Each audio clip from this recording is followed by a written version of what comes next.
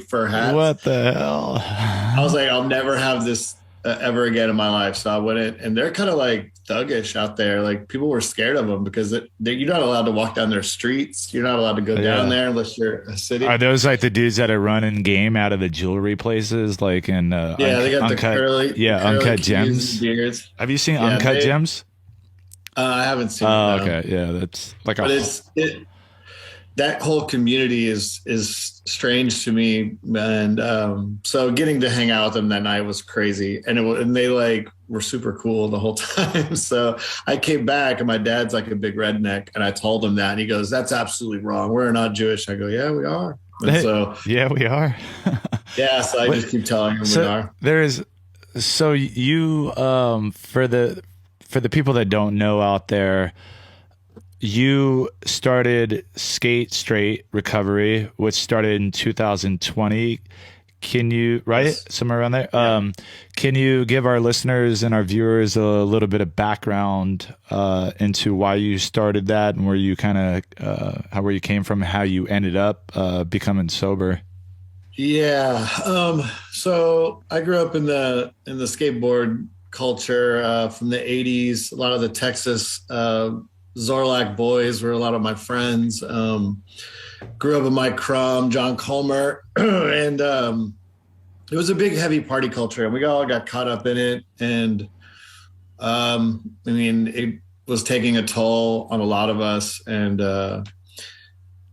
we started losing people, just on the reg. Like it would just be more. I was seeing more of my friends at funerals than I was seeing them out anymore, and it got to be real bad for me the last 10 years where it was like hiding it from my family and getting really bad and to drinking. And my wife just said, we got into a big blowout. I left for about 5 days, and she said the only way you're coming back home is if you get help. And so I decided to go to treatment, which I didn't know anything about recovery, didn't know anything about AA or anything. I've never tried any of that stuff. So I went to a faith-based rehab facility, and I'm not faith-based. So that was already like weird for me because in my 40s, just all of a sudden finding God wasn't going to happen, for me. And so I was in there, and we started going to a bunch of AA meetings and stuff. And it just, I didn't click with those people, and not particular people at AA in general, just the people of the groups I was going to. But I thought like, okay, this is my life. Like I have to do this. There's got to be something different. There's got to be something out there for people like me. There's people out there that are, because there's so many skaters that have gone through this and had addiction issues, and there's got to be something that's available. So when I got out of treatment and I looked around, there wasn't. So right around that time, we lost John Colmer, to alcoholism, and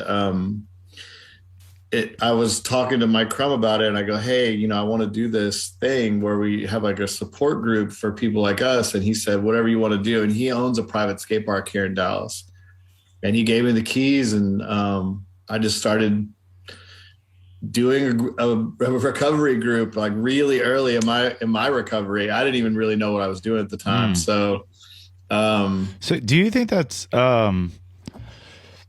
like the addiction, like the addictive personality? Like, would you say that you have an addictive personality where I think a lot of people that are addicts need something else to use that energy, and it's was that something that you needed coming out of that?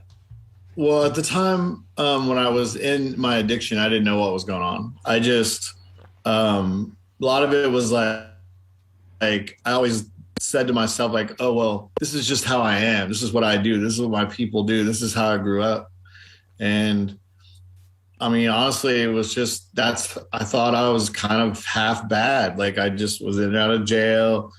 I was kind of living a decent life from time to time, but then I would just go on these benders, and then I was hiding all this stuff because I didn't want to upset my wife and my kids, and I didn't know what was going on. And after getting out of treatment, and I didn't understand what was happening and how I got into that situation, because I always thought like I don't have an addictive personality. What happened? How did I get to a point where I was like physically dependent on alcohol? And, you know, I didn't get addicted to drugs, but I did all the drugs. But drugs were just something what I come to find out after, you know, researching myself and taking classes and learning about addiction and stuff and running my support group, it's trauma. I mean, I had a lot of trauma growing up, and we all deal with trauma differently. And what we try to do, instead of, like, for me, not dealing with it ever, what I was doing was just pouring alcohol onto it and pouring drugs into it and not basically changing how I feel. I wasn't taking psych meds. I wasn't doing anything like that.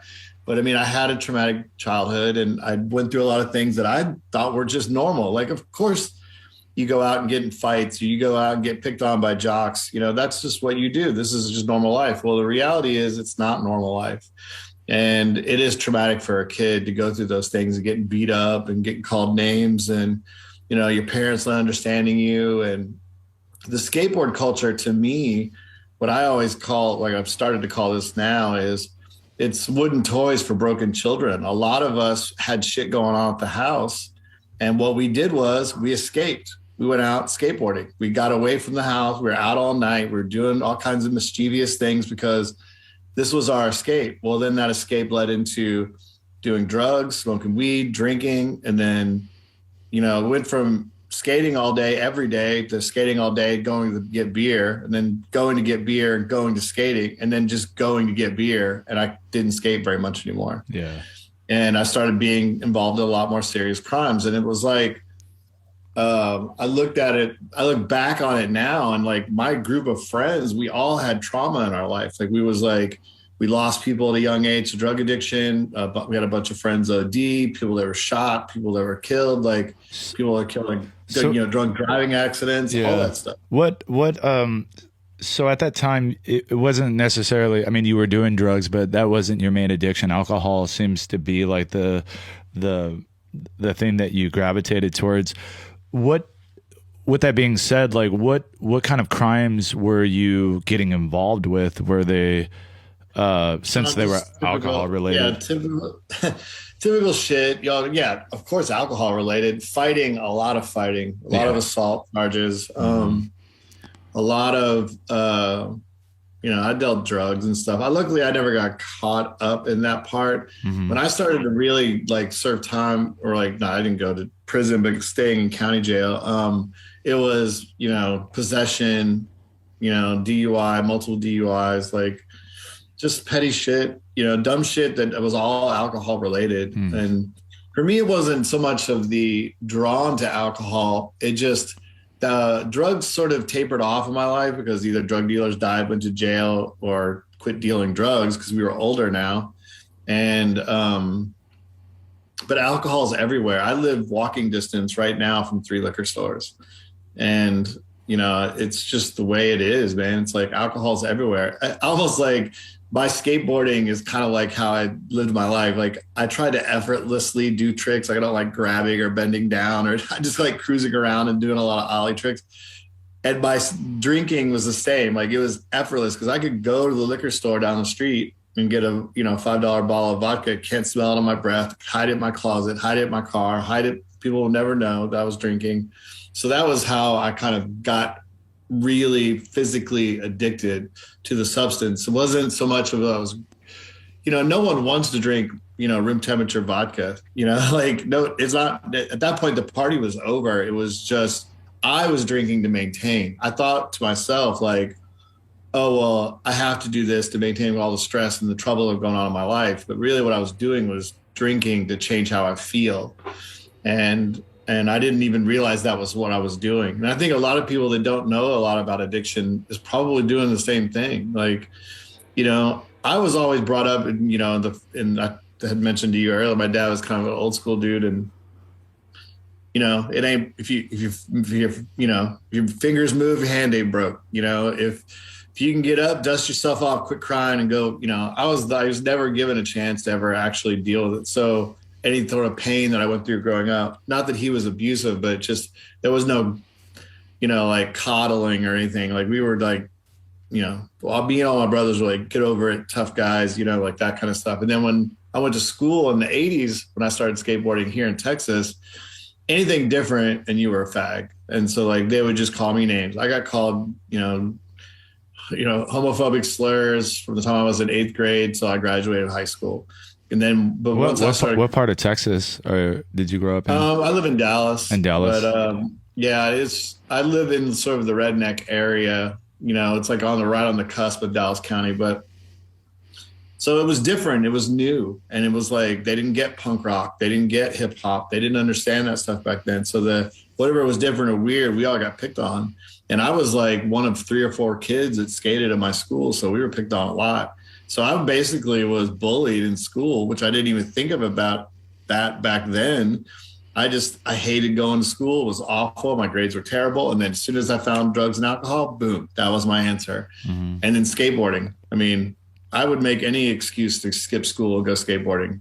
I jumped in. We had a pool in our school. I jumped in the pool one day and told them the teachers I got pushed in just so I could leave. Oh, and go skate. Damn. So like I went through all this trauma and I didn't understand it. Right. And then it just carried over into my elder years. And with not knowing what was going on, I just continued to drink and continued to drink. And, with enough exposure to an addictive substance, you're going to get addicted. It's just the way it is. I think, I feel like it just becomes habitual like any other action that we do. Like if you do it long enough, it just so happened to be that for you in that certain case. I was going to ask you, going back to when you got into like skateboarding and punk rock, what year was this? Like in the 80s? Like 84, 85. 84 and 85. What? Yeah. I was trying to remember, there was an incident that happened, and I think there was a song about it, because I was just trying to relate how rough it had to be, because I ended up getting into punk rock when I was in prison, and I used to get a lot of shit. I mean, this was later down the road, you know what I mean? So punk rock was a little more accepted, but I would get shit from like Peckerwoods and stuff because, they would talk shit about punk rock, you know what I mean? Because I didn't understand it. So I got a little bit of that, from those guys, but I know a lot of the dudes that grew up in the 80s, especially like in a place like Texas, you got a lot of shit. There was an incident where someone got ran over. I don't know. Do you know about that incident? And the Denny's park? Amarillo. Yeah, Amarillo or El Paso. There's a movie out about it. And that happened. It was around that same time. It was actually a little bit, I was a little bit older when that did happen, but I could definitely tell you I wasn't surprised. Yeah. It was like some jock dude in a car ran over a punk rocker right in the parking lot, and then he got off for it or something like that. Yeah. I mean, that was I remember sitting at a stoplight with our windows down in my buddy's car, and a bunch of rednecks just drove by and threw a full Coke into our car because we were punk rockers. Like, I was skateboarding down the street one day, and from behind someone hit me with a big gulp while I was skating in the back, like driving. I mean, it was constant all the time. And, I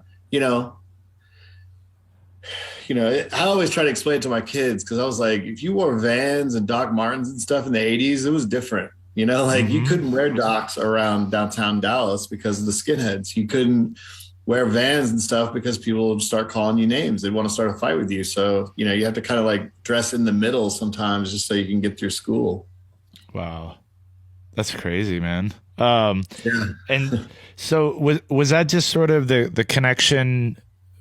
I feel like just skateboarding and punk rock always, that seems to be the common theme of you get into skateboarding around that time and like punk rock music.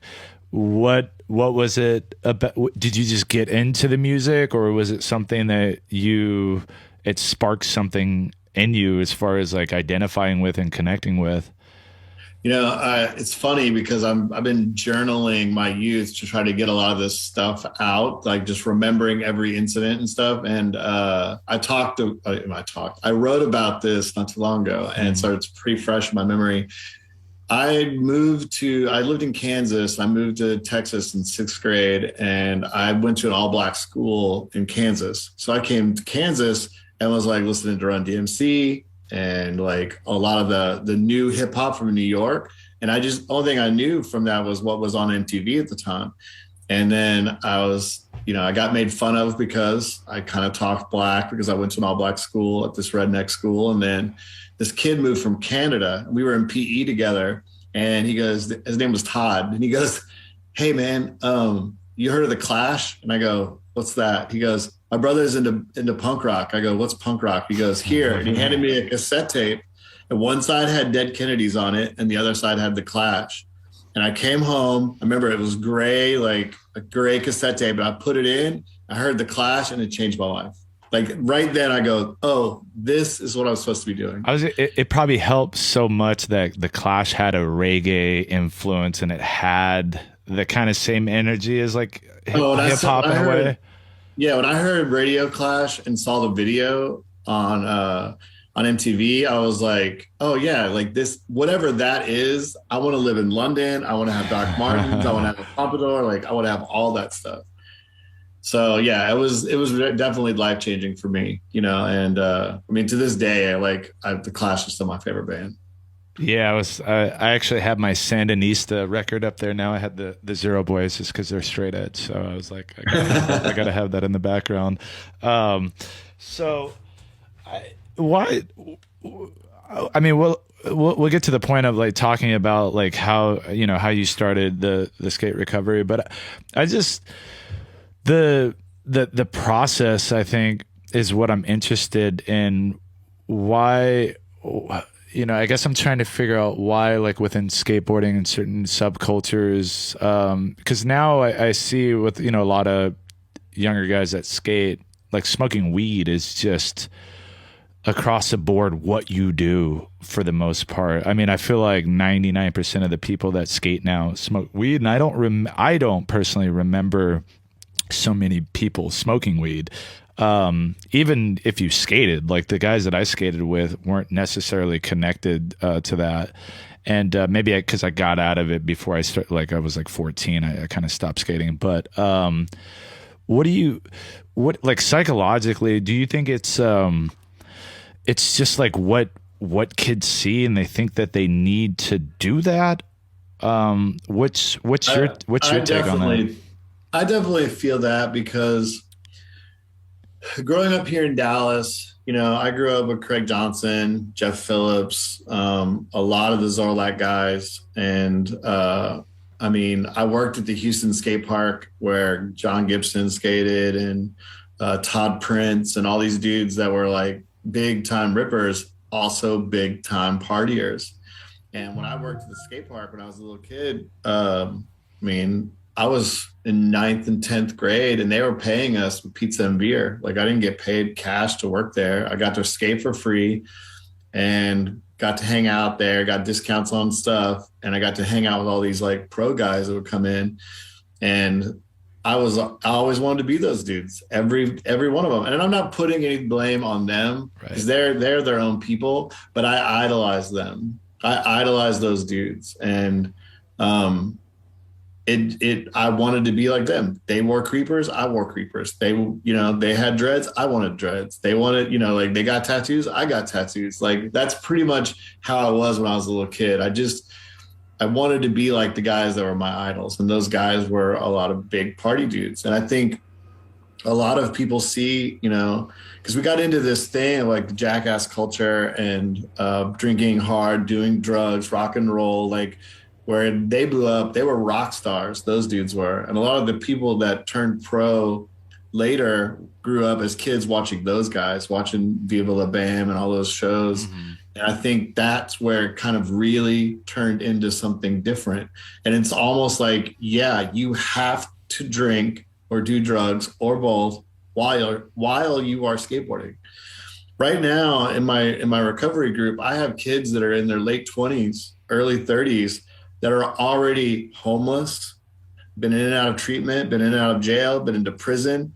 And they all got into that shit because of skateboarding, because they'd go get alcohol and drink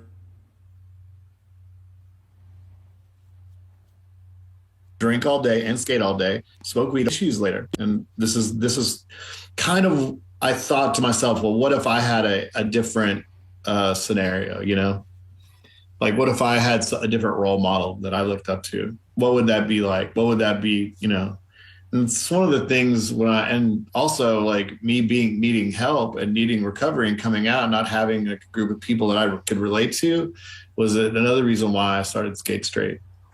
I wanted to try to change something or pivot something or at least try, you know. I'm just some guy who lives here in Dallas, but the idea is that I think that people want something different. And especially if you want longevity in the sport, you're going to have to treat your body better. You can't treat it like a dumpster every day and continue to be pro past your 20s, you know? Yeah. You had brought up Bam Margera as like what people used to idolize and want to be like. And then if you look at him now in his current state, it's just completely just, you know, I don't know of too many people that would want to be where he's at, even with all the money that he has. You know what I mean?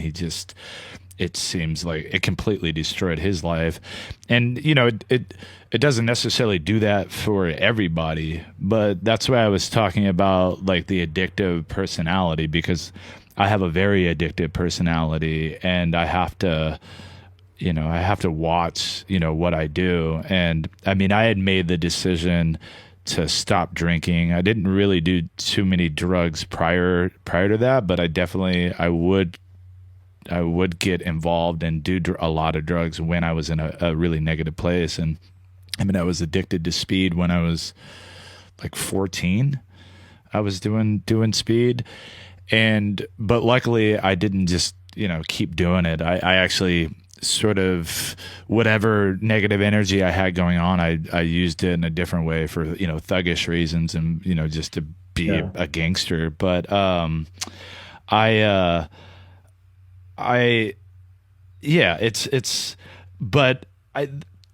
of the reasons that I've never really gotten to recovery, because it's just not like something that I feel, I guess like the identification of like a group, especially like NA or AA. And I mean, I used to go to group meetings with this girl that I was with that was a recovering heroin addict, and I think she's still clean. Knock on wood, that's something I never got into, because I could have been. I was pretty close, but and I think that's maybe just the idea of like identifying with that seems like the only option for people, like, and it's really hard to, I think, do it on your own when you don't have that person to like call up and say, hey, I'm thinking about like using, or you know what I mean? Like, so it's definitely like a void that needed to be filled. How did you start Skate Straight recovery, and can you talk about that process? Well, when I was in treatment and I was talking to one of the guys that I was in treatment with, and he was also a skater, me and him hung out every day. And so, you know, he was the only guy I related to. So that was already on top of my mind. I'm like, okay, I walked into treatment and the only dude that I hang out with every day is also a skater that's into old punk rock music and stuff like that. So I was thinking like maybe I could start like a skateboard AA or like a sober skate group that just gets together and skates sober. And, you know, I didn't know what it was or what I was doing or what it was going to be.